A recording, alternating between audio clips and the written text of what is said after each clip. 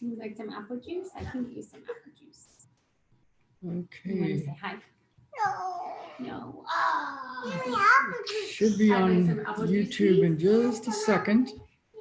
And then we're going to put it on our link so people can go grab it. Okay, Baby Boo. You smashed those? I know you always smash those.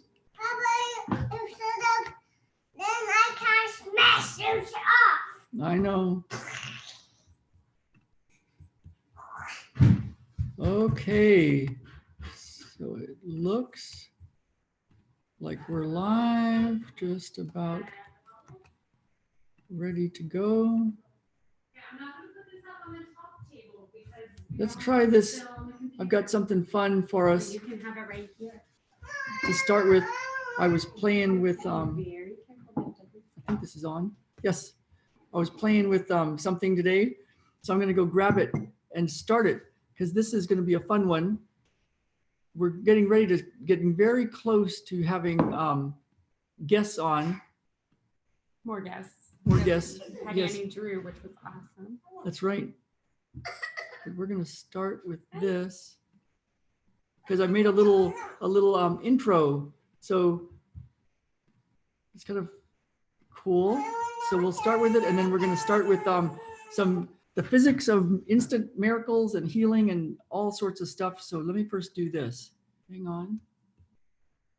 I'm going to share my screen, and then we're going to go with this as our little intro, and then we'll be back in a second. Okay, intro. Whoop, that's not it. Hang on.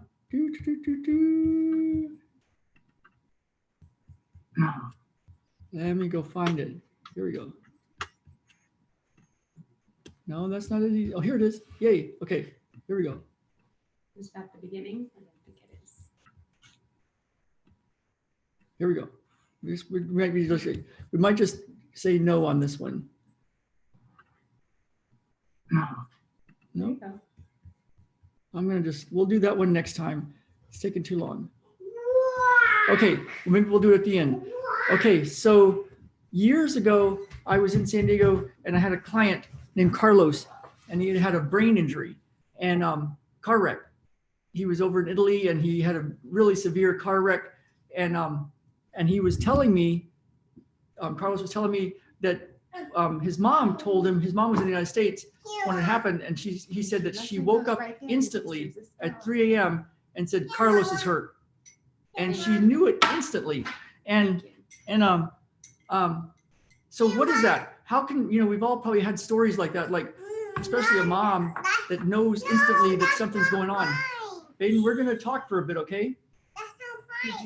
And so we're going to talk about the physics of how that might work, and matrix energetics and healing at a distance and instant healing and instant miracles and how that can be.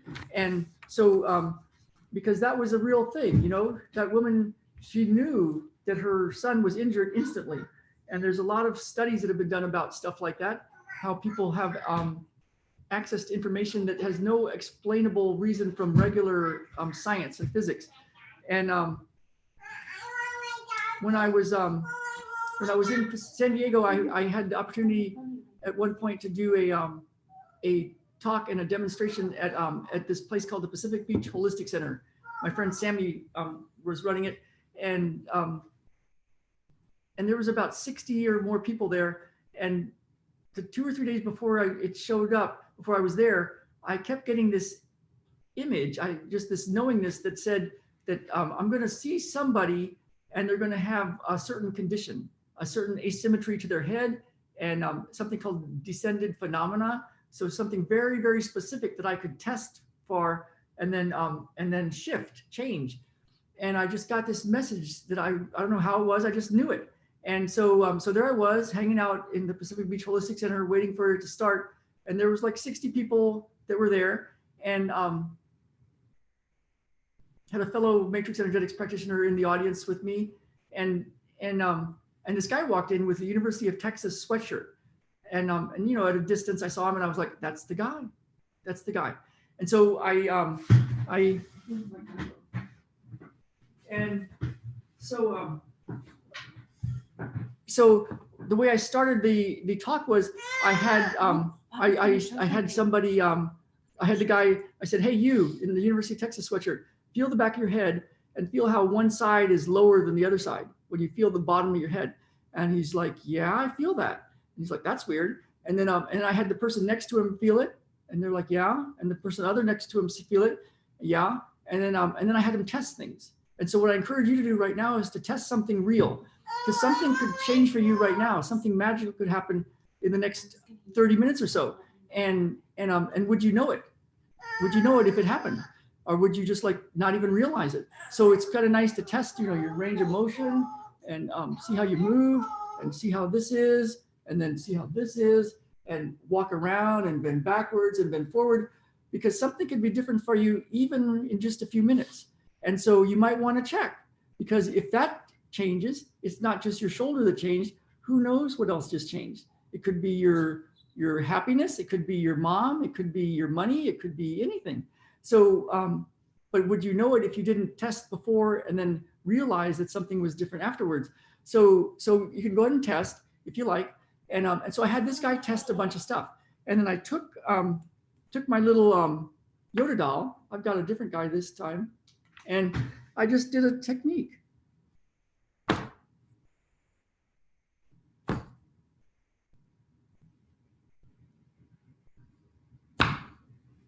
Yeah, and then I had him retest.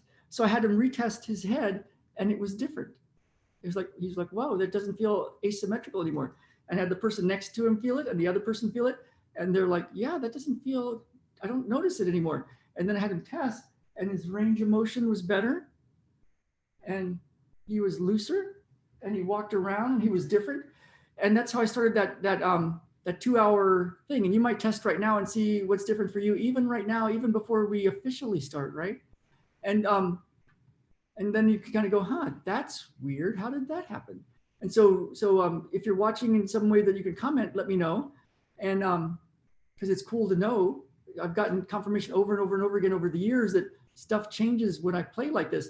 And so then I had 2 hours of really cool times changing all sorts of stuff. And at the very end, there was a guy, and we're going to talk about how this works and how it could possibly be, and how it could be useful for you. And so hang out for just a bit if you like.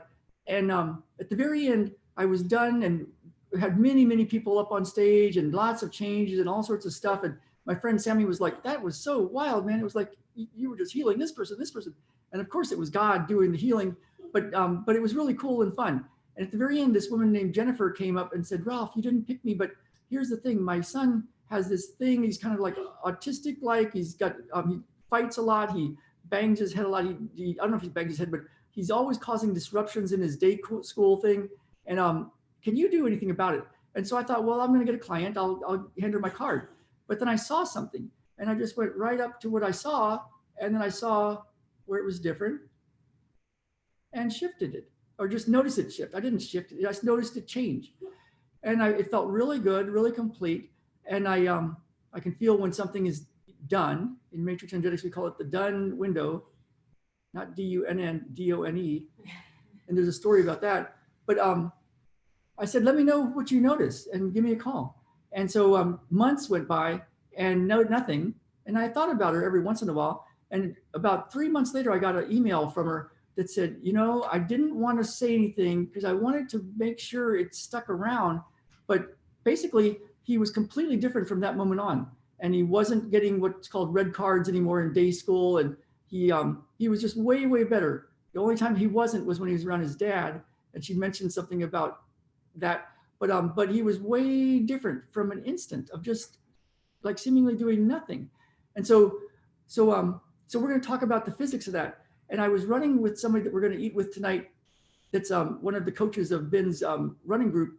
And we were talking about the work of this one physicist. I guess you can call him a physicist. He just self-studied, but he kept questioning a lot of stuff.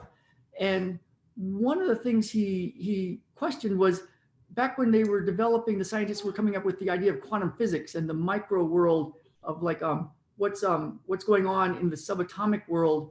They did lots and lots of math, and they came up with a number, sort of a number of how much energy is in just a little bit of space, how much energy is in a little bit of space. And the number they kept coming up with was infinity. And it drove them crazy because they couldn't use infinity in their equations. So you won't believe what they did. They actually called it nasty infinity. That's in their textbooks. And what they did was they used, if you think of the smallest thing that scientists know the universe does, it's called a photon, just a photon, a little dot of light. And there's something called Max Planck's constant. It's the this time it takes for a photon to cross another photon, or the distance, how big a photon is. And they took how many of these photons can be in a square centimeter of space. And they came up with a giant, giant number. And so they took infinity out of their equations and they put this giant finite number in their equations. And now their experiments made sense. But the crazy thing, a lot of stuff didn't make sense. And so they had to do a lot more assumptions. That was an assumption to say you could take infinity out and put in a big number. And so what they did was they said, how come two protons in the middle of an atom are both positively charged, but they're not flying off? Because if you have two positively charged magnets, they would repel, right? Yet we have an atom with two positively charged protons in there, and they're spinning around each other. So why is that? So what they did was they came up with a really, really, really, really big number of how much energy would it take to keep two positively charged particles close together. And they called it, I believe they called it dark energy or dark matter. And they said, we don't know what it is, but it's got to be there because otherwise these protons would fly apart. So that's a lot of assumptions, because what Nassim Haramein found when he did the math and he didn't take infinity out of the equations, he found that there was an infinite amount of energy, infinite amount of mass, infinite amount of stuff in every single proton. His paper was called the Schwarzschild proton. And he did the math with another physicist around it. And they said, yeah, every single proton, and we're talking about you, right? Like you're made out of a lot of atoms, supposedly, and every one of them has protons. Every dot of the universe has infinity in it. And so that's a lot of mass. That's a lot of pull. So what is keeping the protons together possibly is gravity, because it's an infinite amount of energy. It's almost like it's a tiny dark hole, or it's a black hole, isn't it? Yeah, a black hole. And so it's spinning around, and the speed that the protons are spinning around at is the speed of light. So even the stuff that you're physically made of, the protons are actually light. And so one thing that's interesting, it's kind of like Wi-Fi. If you're here, you can get all the music and videos and everything else. If you're here, you can get the same information. If you're here, you can get it. It's everywhere, you know, at least with Wi-Fi kind of idea. And so possibly this is how we are. Like the information in us is everywhere. And there's one more piece, and then I'm going to see what Jen thinks about all this, because there's one more piece to this.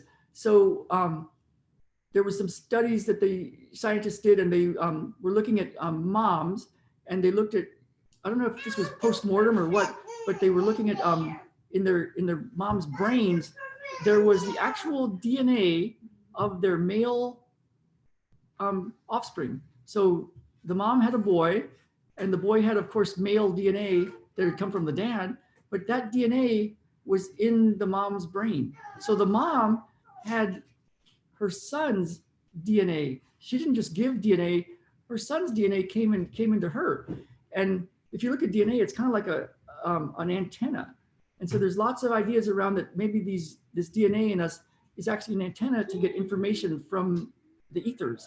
And so lots of ideas, but this could possibly have a window into why stuff works. Distance healing, prayer, instant healing, instant miracles, matrix energetics, because we know it works.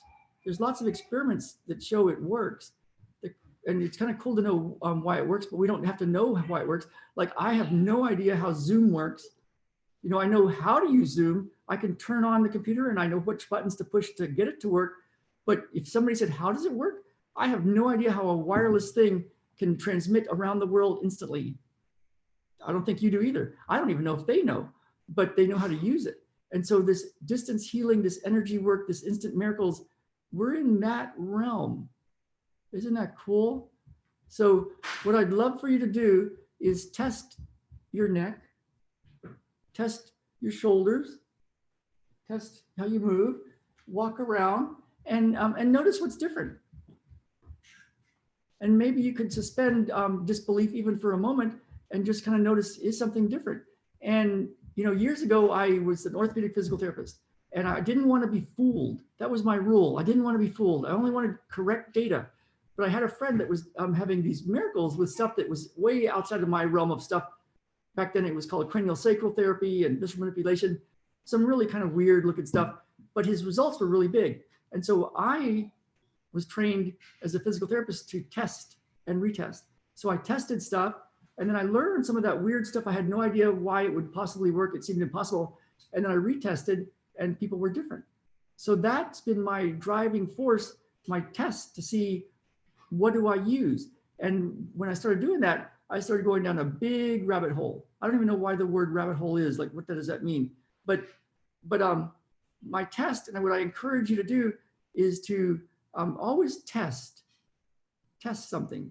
So test something that's real to you, so that you can, whatever you do, prayer, visualization, other stuff, then retest, but don't wait a week to retest. Retest right away. And one thing to test is how you move, because it's a thing that you can test real quickly. And then throughout the day, you can retest everything else, like your finances, how you feel, how life goes, synchronous events. And then you can put a little check mark when you get a data that, oh, that was different. And that's kind of making the universe, letting the universe know that you noticed that miracle. And what I notice is, as you do that, you get more miracles. So that's what I have so far. And I want to hear what Jen has to say about all that stuff. So I'm going to just sit back. Well, I think what was so fun about Matrix was it blew my mind how Richard Bartlett was teaching, because I'm fascinated with education, and I was teaching massage at the time. And I just noticed how different that learning experience was. And part of it was that he was just seeping in this energetic space that he had helped set up. And I started doing that with my students, and I noticed such a big difference. And like you said, I don't understand all the mechanisms of it, how everything is connected, how all of the unseen things in the universe work. But we can learn to connect with them and test and retest and see what's different, and start to trust our own observations and use things that are useful. And I just when you were talking, I was thinking back to the doctors that discovered how important hand washing was. And it took a whole generation of doctors for them to get through, because the technology had not caught up. The science had not caught up with what they were observing. But these two doctors had noticed, I think it was two doctors that noticed that at the time, I think germ theory wasn't really there yet. And you would have doctors literally doing an autopsy on a dead body and then going and delivering a baby without washing their hands in between. And they just didn't know. They didn't know that would be important. And somehow these two doctors put together that if you washed your hands in between those two things, these women over here, there was a high rate of maternal death after giving birth, because these women would get really high fevers and they would die. And they noticed that if they washed their hands, the women wouldn't get a fever. And at the time, that did not make sense. It almost sounded like those doctors were saying, yeah, there's like this death energy that gets on your hands and is transferred to the woman. And that's so ridiculous and so silly. And it was simply something their technology couldn't see yet. And then once we learned about germs, it all made sense, right? It made sense that they were transferring disease from a dead body to the woman. The woman's body was reacting appropriately, created a fever to try to fight it off, but sometimes it would overwhelm her and she would end up passing away. But it really took a whole generation of doctors. They would not believe these doctors who were like, look, we're observing something useful and new. We might not understand it, but let's do this because it's saving women's lives. We can get so stuck in our beliefs and in our time in history thinking that we know everything that we forget that we are just part of this huge evolution of learning about our reality and discovering new things. And so I try to always bring myself back to that none of us knows everything, and the world is magical. It was set up in such a magical way. And if we really use our powers of observation and intuition, we were given those gifts to learn about the world and just to keep that open mind, because it can be so easy to just see what we want to see. But if you've ever seen one of those videos where they get you to focus on one thing and count something or watch something move around, you will miss all this other information. They can literally have a rainbow unicorn, like a person in a rainbow unicorn costume walking down a flight of stairs, and you will not see it because you're so focused on what you think you're supposed to be focused on. And they can have multiple things change in the whole picture, and you won't see it until someone says, hey, you totally missed this. Let's rewind this video and see what you missed. And it is astounding. That's useful for our minds, right? It's useful that we can filter out information, or we would be overwhelmed all the time. But it also can limit us if we don't realize that that things can be going on around us that we don't understand, or that maybe we didn't see, and to be open to that when it's useful information. So that just kind of made me start thinking about all of that, and it just makes life more magical and fascinating when we realize that there are things we don't understand, and there are possibilities that maybe we didn't realize were out there. It helps me be more open to using technologies that maybe I don't totally understand, but if I see it being useful, if I observe it being useful, I'm open to that, right? Yeah. How did you do it with your students? You said you started using it with your students after you saw how Richard Bartlett was teaching. What did you do?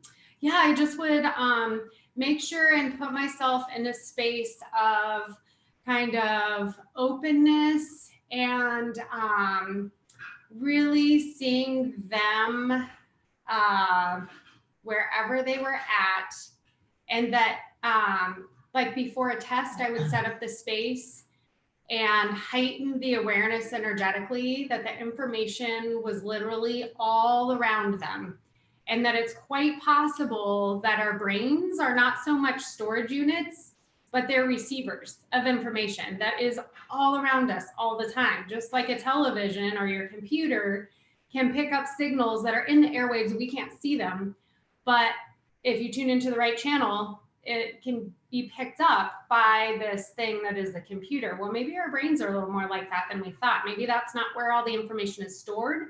Maybe that's where we pick up the information. And so there are stories of people that can't read that would sleep with a book under their pillow, and they would wake up and they would know the information in the book. Or people started using this with taking tests. They would start with the last two questions of a test and then go back to the beginning. If it was a whole room taking the SAT or something, and then go back to the beginning with the idea that maybe if everyone else has answered that question in the room, and hoping that most of the people got it right, that information would be more available to them. And I don't know if that worked or not, but I think it's a fascinating idea to think, what if we set up this space where, and I think, even on a real practical level, that helps create an environment where, at least if nothing else, it's more relaxed in the test taking area for my students if I'm holding that space for them to come in and be able to be open to the information being more accessible to them, whether it's stored in their brain or stored outside of their brain. Setting up that space so that they are in a more relaxed space, their brain's going to function better no matter how it functions anyway. So, and we ended up, what I noticed is we would have these much deeper, much more connected, much bigger idea conversations about the nature of reality and the nature of the universe. And these people, like, you could say, oh, they're these early 20 somethings always texting on their phones and caught up in their personal lives and blah, blah, blah. Like, they're always late because this or that. But when we had real conversations, you could see, no, this is a generation that's totally dialed in, thinking outside the box, paying a lot of attention, studying all kinds of fascinating things, processing that all the time, applying it in their lives. They're busy because, and just maybe seem distracted because they're connecting all these different dots and all these different people. It just framed things in a really different way. Then I'm reacting differently as a teacher. They're reacting differently as students. They're being seen as who they really are. Like, it just kind of was this whole snowball of all these different things that when I showed up, I always have enjoyed and loved my students and respected them, but I showed up even more in that space. And the learning environment just exploded. And how did you set up the space? Part of it was using just that simple, like the pebble drop from Matrix Energetics. Can you do one now and just let people feel it? Sure.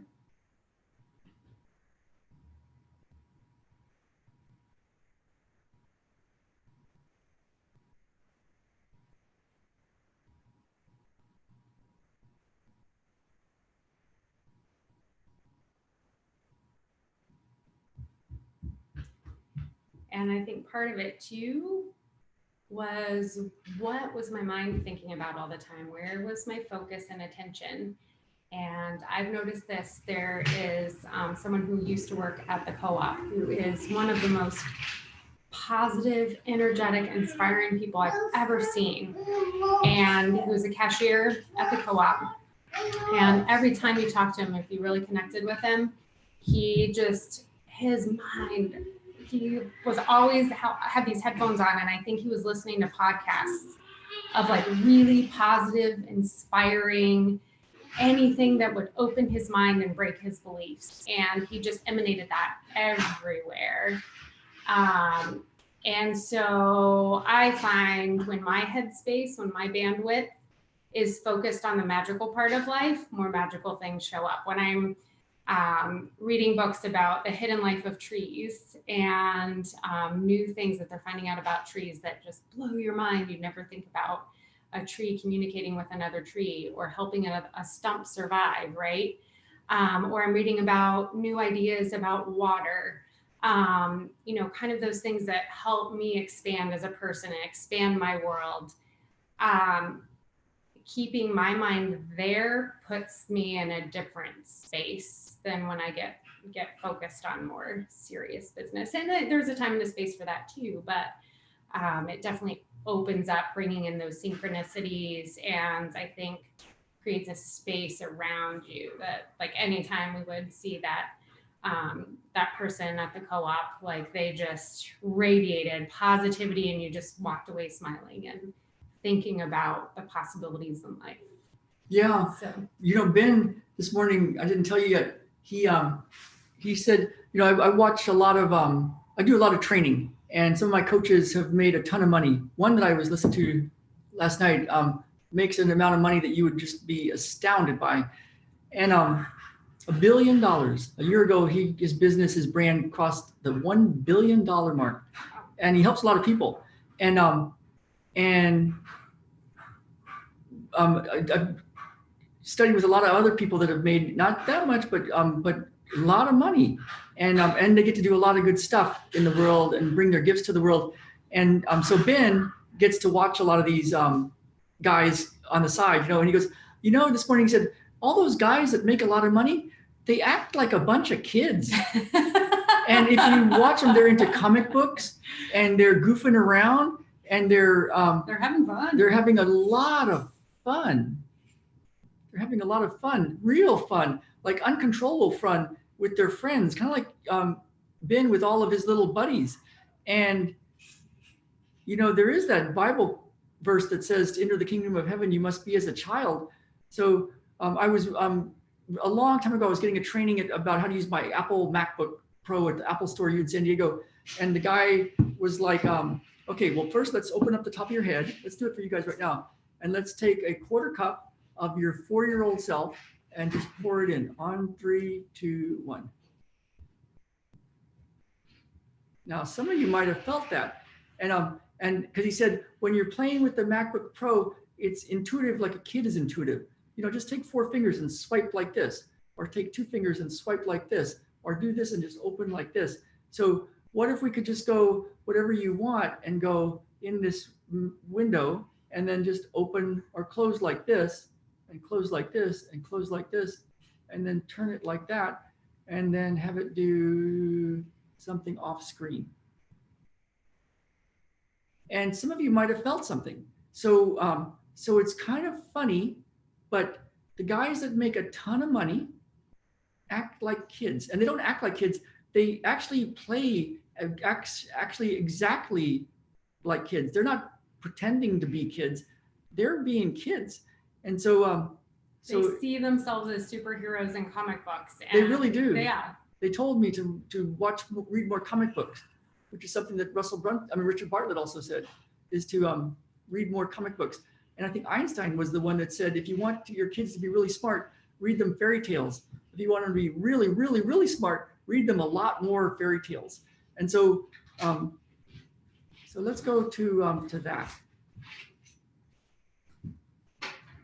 And so if what you might want to do is test your neck, test how you're moving, see if you feel a little more lubricated or something, if something's different. Walk around a little bit, see how the world looks. And if you didn't have to make sense of it or describe it, is something different.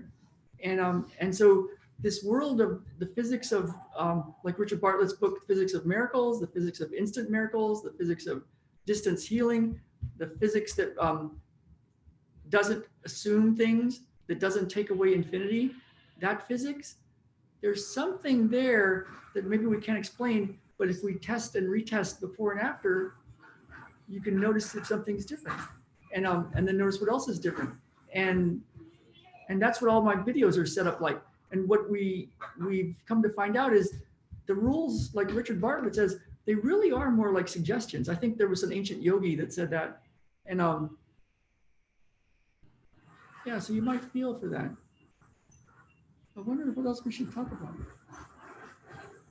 Let me see if my notes that I was space of open space.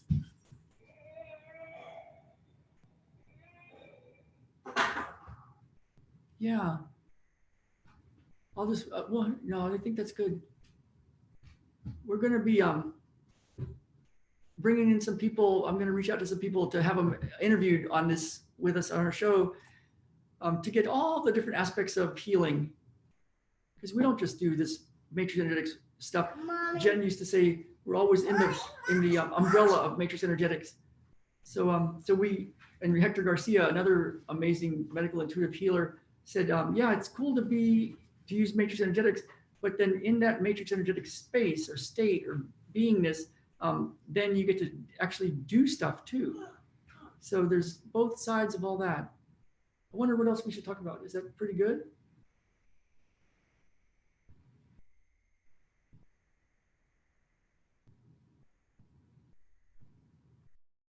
Let me see if I can pull up our little thing that I made. I was so happy with it. Let me see if I can grab it. Let's see if it works here. I think this is it, but I just want to play it first and see if it is. Are you still on shared screen? Not yet. That's not it. Are you sure? I think maybe it starts if you. Oh, it is.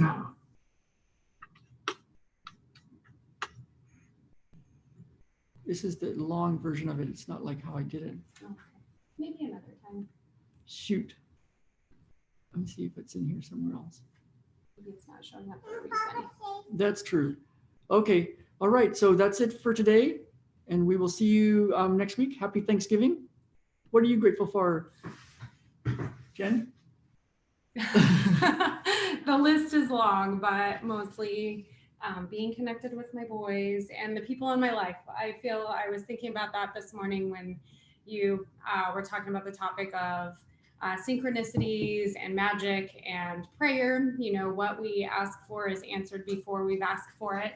And just thinking of every single person in my life that I have a conversation with just seems like they are an answer to prayer on so many levels. And so I'm just very, very grateful with the connections in the community that we have, and also with just getting to be connected with and experiencing these boys. So, yeah, that's what I'm grateful for. How about you? Cool. I think what I'm noticing is I'm grateful that, you know, as I look back this morning, I realized, okay, everything really is happening for our good. Like we didn't sell our house for a few years when we wanted to, and then it sold for full price without any hassles. And then we didn't get that one rental, but then we got this one that we just love. And even though we're dealing with lots of stuff that we're working on, and it seems to be taking longer for some of the stuff, there seems to be a real reason for it. And I'm grateful for being guided and being able to see the guidance, at least as much as I can, for the next step, and just trusting it and going with the next step. So basically we're winging it. So all right, you but guys. with guidance. With guidance. Yep. All right. So we'll see you all later.